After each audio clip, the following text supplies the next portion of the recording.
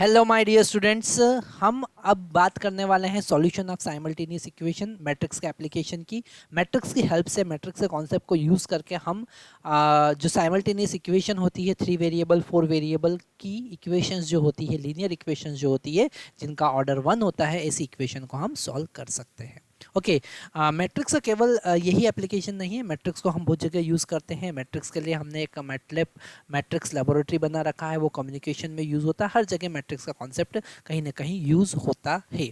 जब भी हम डिस्क्रिट एलिमेंट की बात करते हैं, डिजिटल एलिमेंट की बात करते हैं, वहाँ पर मैट्रिक्स का कॉन्सेप्ट हम यूज़ कर सकते हैं। तो हम यहाँ पर मैट्रिक्स का एक एप्लीकेशन देख रहे हैं, that is the solution of simultaneous equation. Okay, तो यहाँ पर हमारे पास में ये 3 इक्वेशन है, that is equation number 1, okay, this is equation number 2 और this is equation number 3। 3 equation है, इन तीनों इक्वेशन को हमको सॉल्व करना है, मतलब एक्स वाई जेड का वैल्यू हमको फाइंड करना है। यहाँ पर अननोन कितने हैं हमारे पास में? अननोन है 3। कितने हैं? 3। तो इसे हम लिखेंगे n इक्वल टू 3। अननोन का वैल्यू है यहाँ पर 3। तो हम यहाँ पर इसे मैट्रिक्स फॉर्म में कन्वर्ट करेंगे। मैट्रिक्स फॉर्म में कैसे कन्वर्ट करेंगे? हम लिखेंगे a x equal to b। अब A मैट्रिक्स क्या है, X मैट्रिक्स क्या है और B मैट्रिक्स क्या है?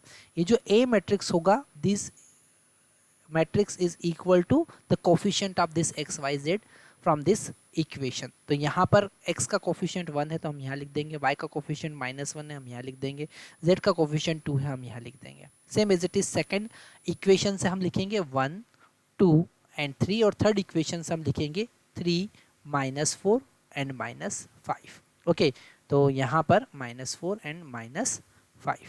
ओके, तो यहाँ पर हमको A मैट्रिक्स क्या है वो पता चला। Same as it is X matrix क्या है? ये X मैट्रिक्स हमारे पास में एक कॉलम मैट्रिक्स होगा जिसमें हम अननोन लिखेंगे X Y Z। ओके, और B मैट्रिक्स क्या है? B मैट्रिक्स हमारे पास में जो कांस्टेंट इक्वल टू में जो कांस्टेंट एलिमेंट है वो लिखेंगे, मतलब कि 3 5 एंड -13। ठीक है, तो हमको पता चल गया ए बी मैट्रिक्स क्या है। अगर हम इसे अरेंज करें तो हम लिखेंगे, यहाँ पर हम लिखेंगे ए एक्स इक्वल टू बी। तो ए का वैल्यू हम यहाँ पर पुट करेंगे, ए का वैल्यू हम यहाँ पर कलर चेंज कर लेते हैं ताकि हम यहाँ पर अच्छे से समझ पाएँ। तो हमारे पास में ए मैट्रिक्स है 1 -1, कलर चेंज कर दिया, रेड कलर कर लिया, -1 2, ओके, एंड 1 2 3 3 -4 -5। ओके, और यहाँ पर हमारे पास में है x y and z। Okay, equal to b। b क्या है? 3 5 -13। ओके, तो ये हमारे पास में हमने इसे अरेंज कर लिया। अब हम यहाँ पर केवल और केवल रो ऑपरेशन परफॉर्म करेंगे, और जो रो ऑपरेशन हम ए में परफॉर्म कर रहे हैं सेम एज इट इज़ हम बी में भी परफॉर्म करेंगे। ओके, और एक्स को हमको कुछ भी चेंज नहीं करना है। तो हम सबसे पहले यहाँ पर मैक्सिमम 0 बनाने की कोशिश करते हैं।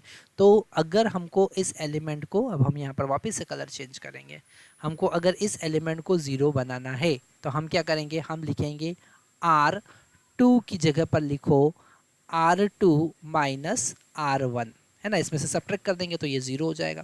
ठीक है, same as it is R3 की जगह पर हम लिखेंगे R3 -3 times of R1। Okay, in this row 1 we will multiply 3 and we will subtract from this R3।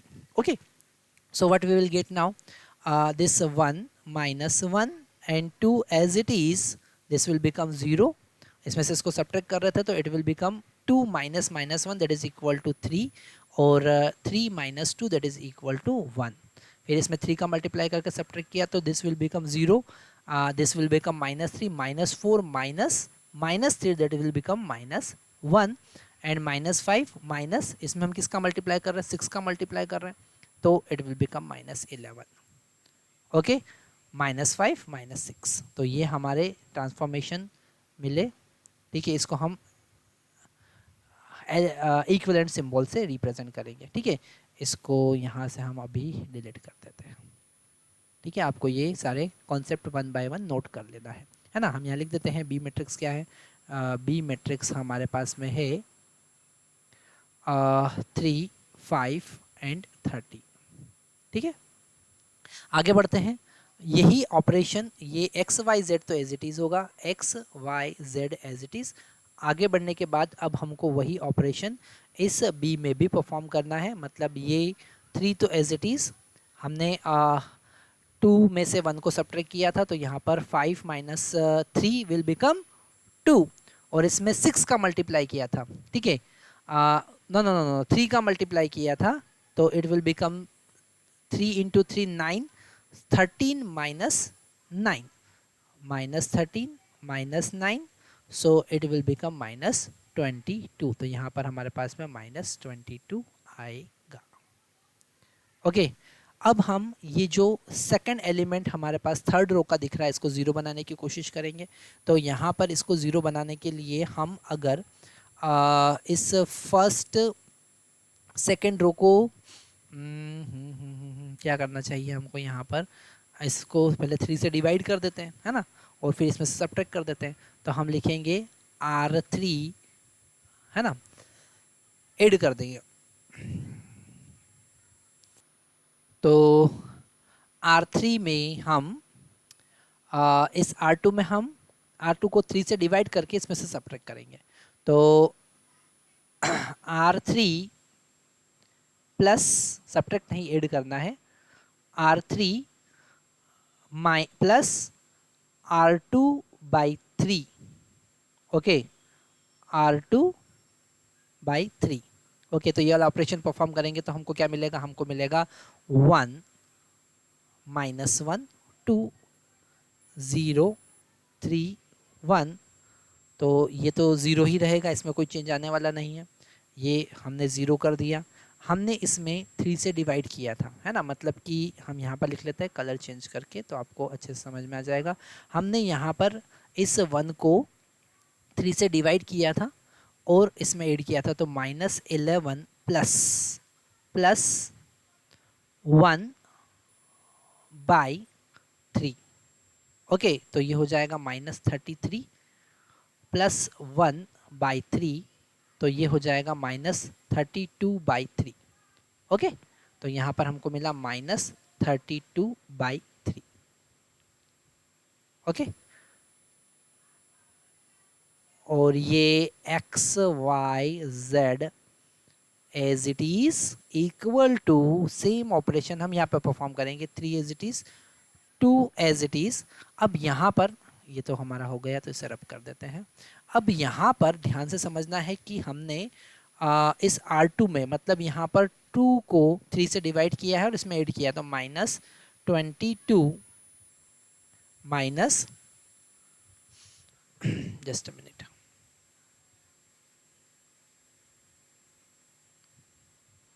so this minus 22, okay, plus 2 by 3, तो ये हो जाएगा minus 66। Okay, plus 2 divided by 3, तो कितना मिला हमको, माइनस 64 डिवाइडेड बाई 3, तो ये हो जाएगा माइनस 64 डिवाइडेड बाई 3। ठीक है, अब आगे का जो प्रोसीजर है हम क्या करेंगे, यहाँ पर अब हम वापिस से इस मैट्रिक्स का मल्टीप्लाई करेंगे, तो हमारे पास 3 इक्वेशन फिर से बनेगी। अब 3 इक्वेशन बनने से हमारे बेनिफिट क्या होंगे ज़रा देखते हैं।